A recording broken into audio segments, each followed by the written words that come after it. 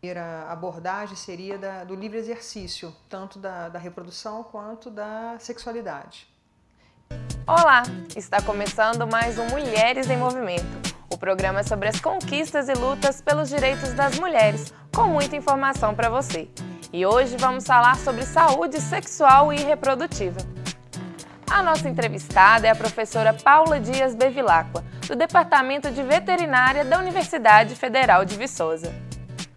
Vamos ter também o Cine Pipoca, falando dos filmes Terra Fria e As Meninas, e os vídeos campanha, que vão falar sobre o enfrentamento da violência sexual e sobre os direitos da gestante.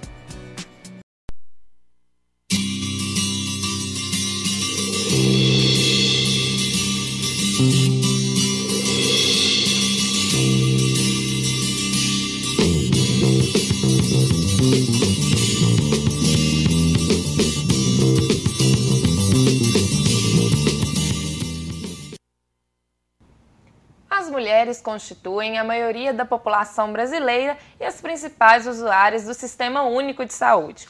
Por isso, elas formam um segmento social fundamental para as políticas de saúde. Neste campo, há históricas desigualdades de poder entre homens e mulheres, que implicam no forte impacto nas condições de saúde das mulheres. Por isso, as novas dimensões relacionadas à sexualidade feminina e as questões sobre saúde sexual e reprodutiva, que também inclui a saúde materna, têm sido alteradas e merecedoras de atenção pelo poder público. Para falar mais sobre isso, estamos recebendo aqui no nosso estúdio a professora Paula Bevilacqua. Paula, é um prazer te receber aqui, seja bem-vinda. Obrigada, Yara. O prazer é meu poder atender essa demanda do programa.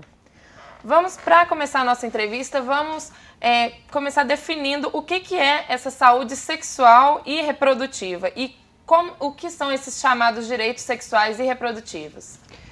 Ok.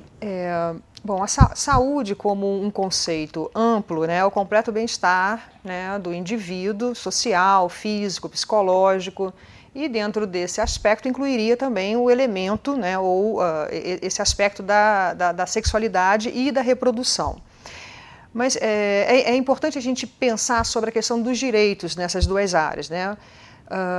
É muito frequente e comum, e tem sido uma tendência, apesar de também ser questionada, a junção desses dois direitos, apesar deles serem, né, temas que se complementam, que têm, né, uma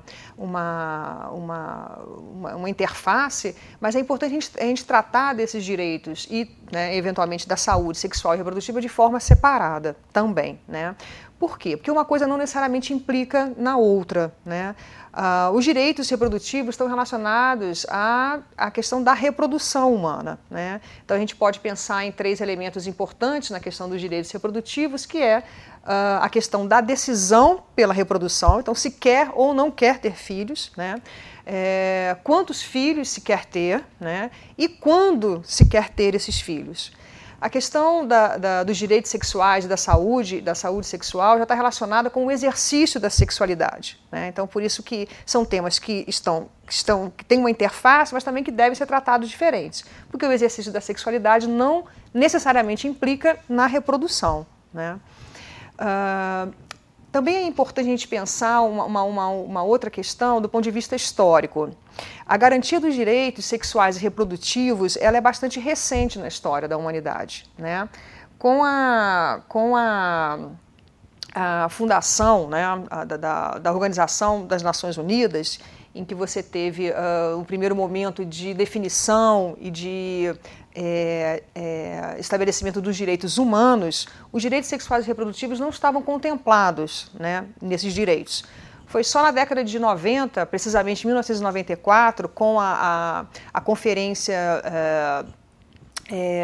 de População e Desenvolvimento, é que os direitos sexuais e reprodutivos foram incorporados a esse grande conceito que é o chamado de direitos humanos.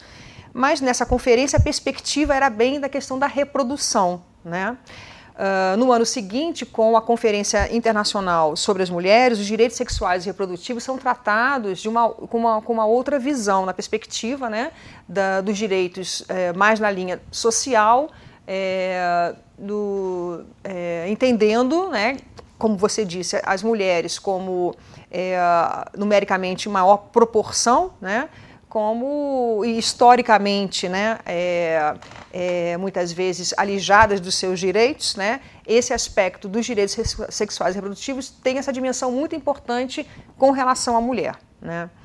Então, essa história ela é importante ser localizada porque é bastante recente essa discussão, né. Um outro aspecto que eu acho que é importante a gente pensar é que, tanto do ponto de vista dos direitos sexuais e reprodutivos, a gente pode... existem dois elementos aí importantes, né? Que é o exercício individual. Então, os direitos sexuais e reprodutivos são direitos que são exercidos pelo indivíduo. Então, a liberdade de escolha, a liberdade de se reproduzir ou não, de escolher quantos filhos quer ter ou não, quando quer ter os filhos. O exercício da sexualidade também é um exercício de livre escolha. Então, tanto os direitos sexuais e reprodutivos deveriam ser exercidos sem coerção, sem discriminação e sem violência.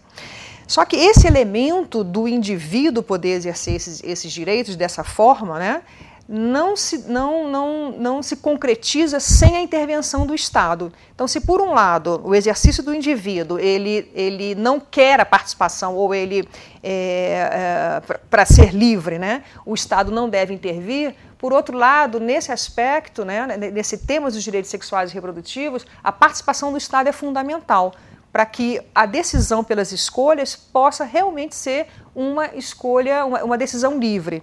Então, a gente pensa aí, por exemplo, na questão da informação, o direito à informação, né, sobre, por exemplo, métodos contraceptivos para se evitar, né, uma gravidez, uma gestação, o acesso a esses métodos, né, porque o fato de você conhecer os métodos que existem não necessariamente você garante que o indivíduo, que a pessoa tenha acesso aos métodos, né, contraceptivos. A questão também relacionada ao exercício da sexualidade. Então, o exercício pleno da sexualidade está relacionado com a existência também de políticas públicas que garantam que um exercício saudável da sexualidade, né? Então, a participação do Estado ela é fundamental, né, na definição de políticas públicas para que esses direitos possam ser garantidos e plenamente exercidos pelas pessoas. E quanto a esses métodos, né, contraceptivos que você mesmo falou, é inegável que eles têm dado, né, uma liberdade muito grande para a mulher contemporânea, mas muitos passos ainda precisam ser dados, né? Quais seriam esses problemas? Diferentes estudos, pesquisas, né,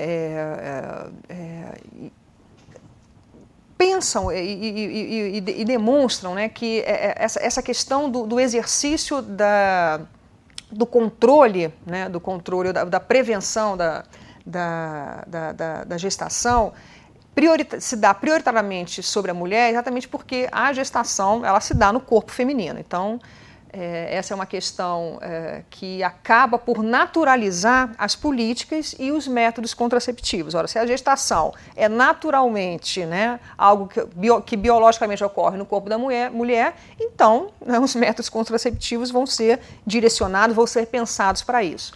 O que a gente precisa romper, né, a naturalização da contracepção, porque apesar da gestação se dar no corpo da mulher, né, o que leva à gestação não depende apenas, né, do exercício da sexualidade feminina. Enfim, é importante que, e nesse caso, pesquisas são importantes nesse sentido, para que se invista, né, no desenvolvimento de métodos que estejam orientados para o controle da natalidade a partir do exercício da sexualidade masculina, né? Então, esse é algo que eu acredito que a ciência precisa avançar, né? O desenvolvimento de tecnologias nesse sentido. Para além disso, né, como eu já havia dito, né, a questão do acesso aos métodos também é importante, porque o fato de existir a tecnologia não necessariamente garante a acessibilidade a isso, né? E do ponto de vista, pensando no caso da mulher, até porque, né, pensando no caso da gestação e do compromisso que eventualmente aparece depois da gestação com a maternidade, a não garantia dos direitos, né, do ponto de vista sexuais e reprodutivos colocam em risco também a garantia ou o exercício dos outros direitos humanos, por exemplo, os direitos econômicos, os direitos sociais, né? na medida em que uma maternidade ou, né, uma gestação indesejável pode acabar sobrecarregando muito mais a mulher do que o homem. Então, quem tem que abrir mão, por exemplo, do trabalho, quem tem que abrir mão do estudo, quem tem que abrir mão de sonhos e desejos, acaba sendo muito mais a mulher do que o homem. E isso acaba comprometendo, né, a garantia de outros direitos relacionados à questão da condição humana. Vamos dar agora uma pausa na nossa entrevista para assistir 2 vídeos campanhas. O primeiro se trata de uma campanha de combate à violência sexual. E o segundo tem o tema da campanha Pai Não é Visita, que foi realizado pelo Instituto Papai e informa sobre a lei do acompanhante que dá direito à mulher de ter um acompanhante durante o pré-parto e pós-parto imediato.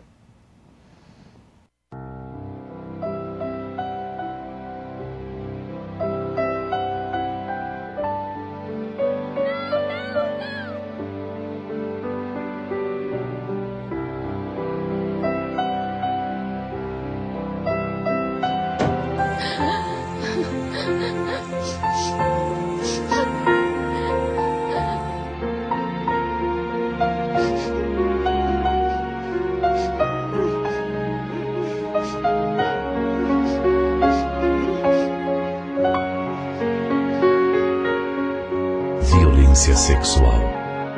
Quando não se denuncia, a ferida aumenta.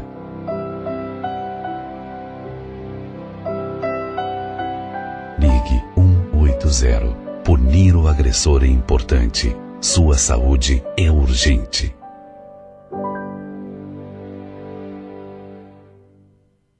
De acordo com a Lei Federal número 11.108, o SUS é obrigado a permitir a presença de um acompanhante junto à mulher durante todo o parto e o pós-parto. O acompanhante deve ser indicado pela mulher. Negocie com sua parceira e juntos exijam seus direitos, pelo direito de ser acompanhante. Pai não é visita.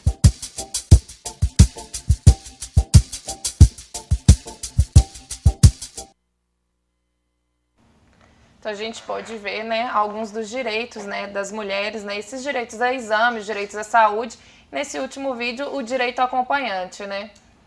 Isso. Como você disse, são 2 vídeos, né? O primeiro fala especificamente da questão da violência sexual. E nesse ponto, eu acho que é importante a gente lembrar e pensar, né, exatamente pelo fato da violência contra a mulher ser um fenômeno extremamente complexo, né? O enfrentamento desse fenômeno, ele depende, ele requer, né, que diferentes setores da sociedade, organizações e instituições atuem. E um dos setores importantes, né, para a atuação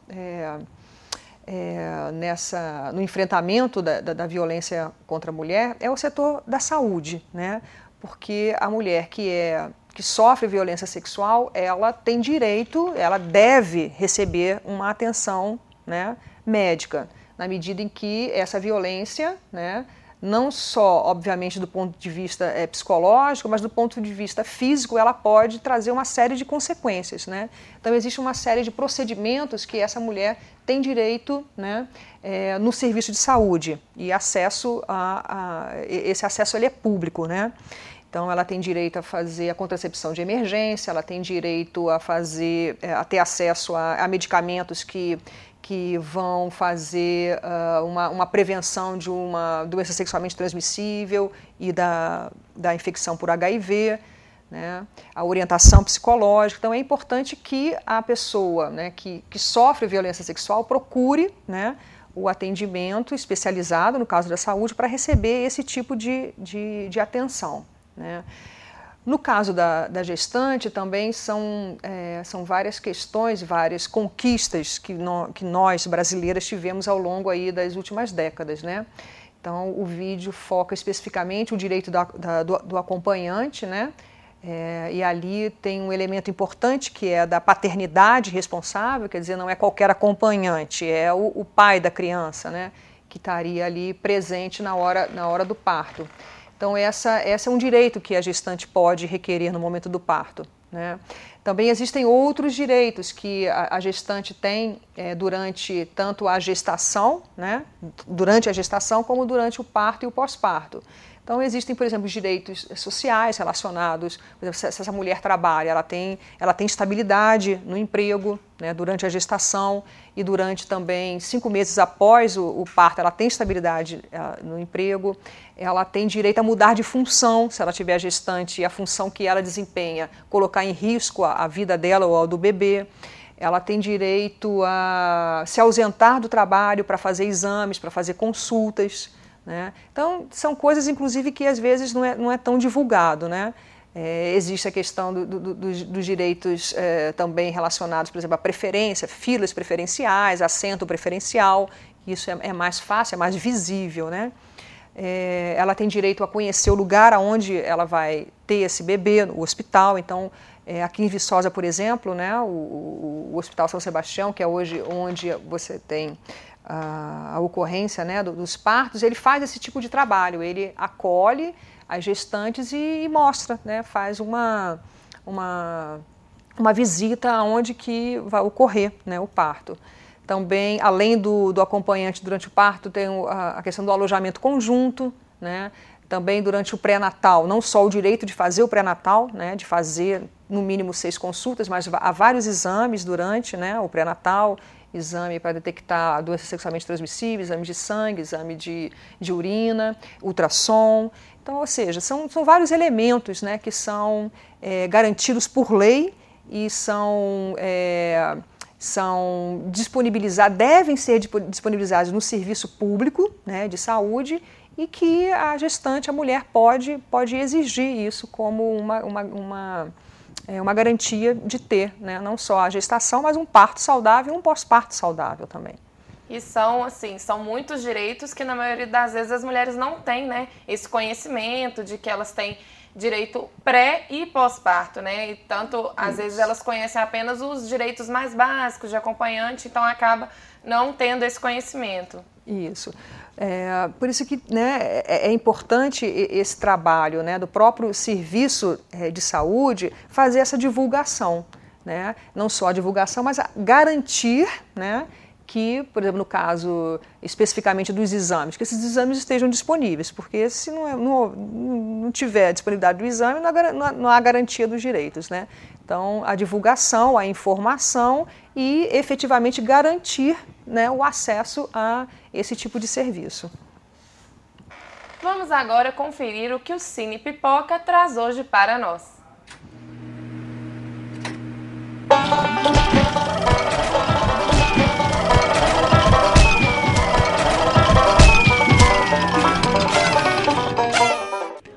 O documentário Meninas, dirigido por Sandra Werneck, conta a história de 4 adolescentes grávidas e de baixa renda. Moradora da Rocinha, Evelyn, de 13 anos, engravidou de um namorado de 22, que acabou de sair do tráfico de drogas. Ela fala que é de bandido, apanha, que não sei o que, o coração é quem manda. Já Luana, de 15 anos, garante que sua gravidez foi planejada. Quando aconteceu, aconteceu. Sem nenhum dos dois esperar.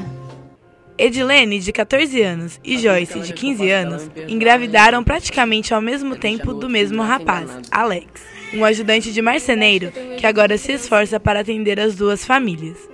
Esse documentário vai além de uma simples investigação sobre a gravidez precoce. Ele mostra a complexidade da maternidade na juventude e desnaturaliza questões importantes de gênero, classe e gerações. Ele tem outra mulher grávida. Tô assumindo tudo que eu fiz. Depois dela ter nascido, a única coisa que eu fiz só foi olhar pra ela. Se a gente tivesse dado mais um pouco de atenção pra ela, ela não estaria grávida, não. Tua filha, por achar que tá de barriga, tem que te encarar, eu não aceito isso. Só tem idade, tamanho. Porra! Olha a boca.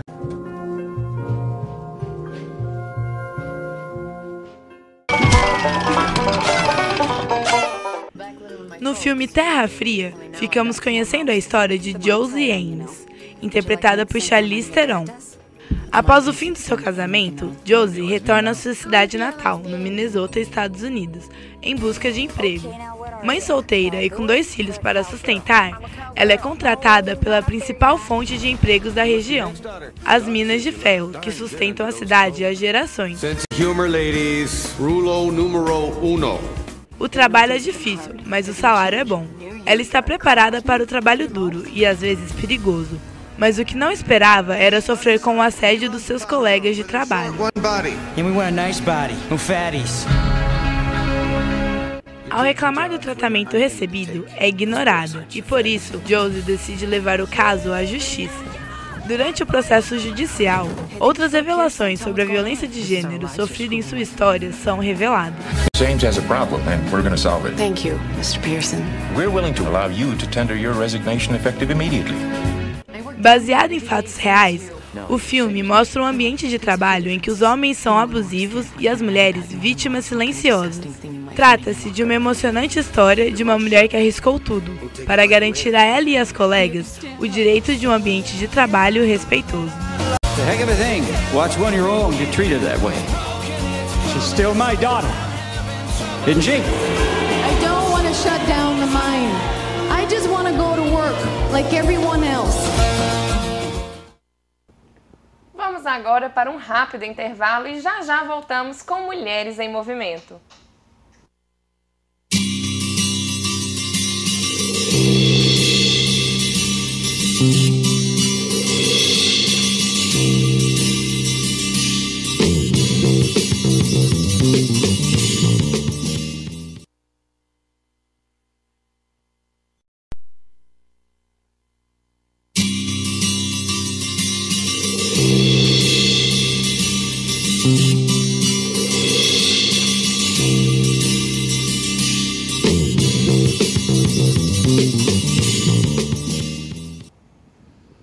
Estamos de volta com Mulheres em Movimento, falando hoje sobre saúde sexual e reprodutiva. Antes de continuar a nossa entrevista, vamos para o momento recitando.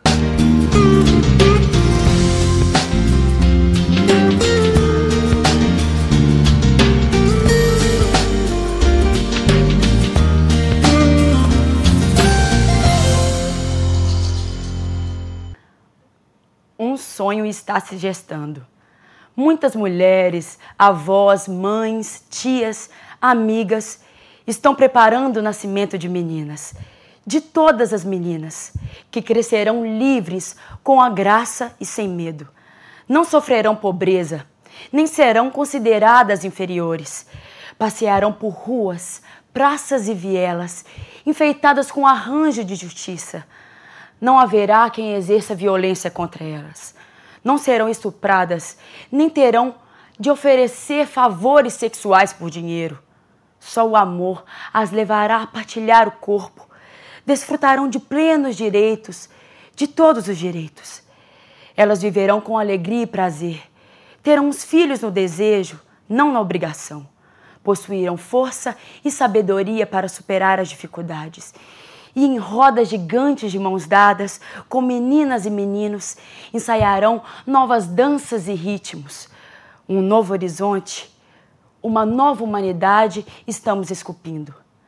Todas estamos sendo convidadas, todas estamos sendo convocadas para dançar, cantar, desenhar e construir. Continuando a nossa entrevista, estamos recebendo aqui a professora Paula Bevilacqua. E Paula, você participou da 3ª Conferência Estadual de Políticas para as Mulheres, como uma das delegadas. Como que foi essa participação e quais foram as propostas na área de saúde que foram discutidas? Bom, a participação ela envolve, né, os diferentes níveis de decisão. Então, a gente fez a conferência municipal, que na verdade nós fizemos uma conferência regional, envolvendo o município de Viçosa e outros municípios da microrregião. E a partir das discussões nessa conferência foram definidas algumas deliberações e eleitas as delegadas para ir para a conferência estadual. Né? Esse procedimento é o mesmo nas conferências estaduais, né? As discussões, deliberações e eleitas as delegadas para a conferência nacional. Nesse eixo específico da saúde sexual e reprodutiva, a conferência estadual e também, né, que resultou na definição das propostas que foram aprovadas na Conferência Nacional, eu acho que eu posso resumir em 3 grandes elementos, né? Então, saúde sexual reprodutiva pensada como a definição de políticas e programas que envolvam diferentes elementos que caracterizam, né, as mulheres. Então, quando a gente fala de direitos sexuais e reprodutivos, hoje a gente não deve mais pensar que existe só um tipo de mulher. Então, existem mulheres e, em função dessa diversidade, você tem também demandas e necessidades, né, diferentes. Por isso que os direitos, né, também devem ser diferenciados. Então, por exemplo, se a gente pensa na questão da geração, as demandas de mulheres jovens, do ponto de vista de sexualidade e de reprodução, são diferentes das mulheres, né, mais velhas. A questão da raça e etnia também é um outro elemento importante. Então, existem, né, necessidades diferentes. Então, dentro do que foi definido e deliberado nas conferências, a garantia de que as políticas de saúde dentro desse eixo pudessem contemplar essa diversidade. O outro elemento que apareceu bastante nas discussões e nas deliberações é a atuação da saúde, né, no enfrentamento da violência, né, da violência contra a mulher. Então, também a definição de linhas de ação, a definição de políticas, especificamente a constituição das redes especializadas, né, de atendimento das mulheres em situação de violência, né. E o outro elemento, né, importante que apareceu na Conferência Estadual e na Conferência Nacional e como deliberação é o encaminhamento da aprovação da lei de descriminalização do aborto. Essa, sem dúvida, é um importante processo, né, e de debate na sociedade e que ainda o Brasil não avançou em termos de garantia desse direito. E no quadro Mulheres do Mosaico, vamos falar hoje sobre Berta Lutz, que foi uma das pioneiras no movimento feminista no Brasil e responsável direta pela articulação política que resultou nas leis que deram direito ao voto às mulheres.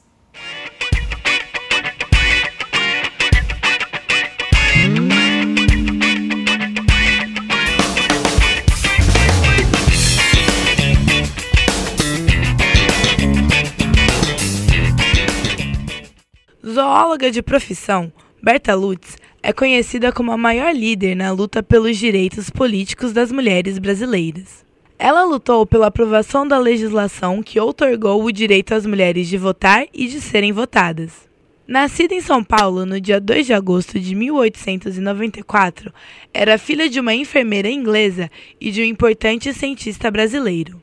Berta foi educada na Europa, formou-se em biologia em Paris e acabou entrando em contato com a campanha sufragista inglesa.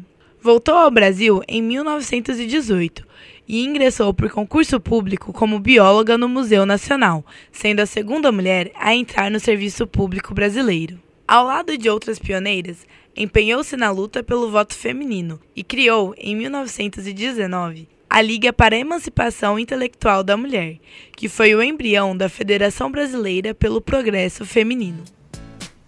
Estamos chegando ao fim do Mulheres em Movimento de hoje. Eu gostaria de agradecer a presença da professora Paula. Muito obrigada. Eu que agradeço, Yara. Foi um prazer estar aqui. Eu só queria fazer mais um comentário no sentido de que claro que a gente tem que comemorar, né? São muitas conquistas em relação especificamente a esses dois temas, de direitos sexuais e reprodutivos, mas nós precisamos ainda, né, avançar bastante, né? Se num determinado momento a luta e a conquista dos direitos ela passou por uma fase que a gente chama, né, de uma conquista mais geral e ampla, hoje a sociedade já demanda uma visão mais específica, né, de alguns elementos. Então, por exemplo, né, pensando na questão da sexualidade, a garantia da diversidade da experiência da sexualidade. E no caso da reprodução, hoje você tem hoje diferentes arranjos familiares e a tendência é que esses arranjos sejam bastante diversos. Então, a garantia de que essas famílias, né, possam também exercer o seu direito de reprodução. Então, as famílias homossexuais, famílias homoparentais, né? Então, também isso é um aspecto hoje que está na agenda, né? E deve ser incorporada na agenda política, né? Dessa temática. Também não queria deixar de mencionar a necessidade da participação da sociedade na conquista desses direitos. Então, o Estado democrático, ele clama isso, né? Para que a sociedade participe da atividade, do processo de luta e de garantia dos direitos, né? Para que possa ter na representação desses direitos exatamente os anseios, né, da sociedade. A você de casa, eu te espero no próximo Mulheres em Movimento, programa sobre as conquistas e lutas pelos direitos das mulheres. Até lá! Meu nome é Leonardo, sou advogado aqui em Viçosa. Eu apoio o fim da violência contra as mulheres, porque nós temos que ser contra todas as formas de violência, seja ela física ou moral. Somente uma sociedade sem violência é uma sociedade realmente livre, onde nós possamos exercer as nossas liberdades, garantir os nossos direitos sociais, econômicos, culturais e ambientais e ter, de fato, um verdadeiro Estado democrático de direito. Eu sou o Romulo, trabalho na Rádio Quintal FM e apoio o fim da violência contra a mulher, porque não é possível que, em pleno século XXI, as pessoas ainda continuem acreditando que a mulher seja um objeto. Mulher é gente e merece respeito.